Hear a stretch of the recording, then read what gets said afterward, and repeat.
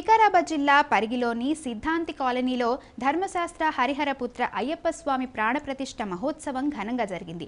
తొలుత ఆలయ అర్చకులు స్వామివార్లకు ప్రత్యేక పూజలు చేశారు. అనంతరం అయ్యప్ప స్వామి విగ్రహంతో పాటు గణపతి, నాగులు విగ్రహం, అమ్మవార్ల విగ్రహాలను ప్రతిష్ఠించారు. అనంతరం ధ్వజస్తంభాన్ని ప్రతిష్ఠించారు. వందలాది మంది భక్తులు గోపురంపై కలశాలతో జలాభిషేకం చేశారు. ఈ కార్యక్రమానికి ముఖ్య అతిథులుగా స్థానిక ఎమ్మెల్యే రామ్మోహన్ రెడ్డి దంపతులు హాజరయ్యారు. 5 రోజుల పాటు జరిగిన ఉత్సవాలు అయ్యప్ప స్వామి ప్రాణప్రతిష్ఠతో ముగిశాయి.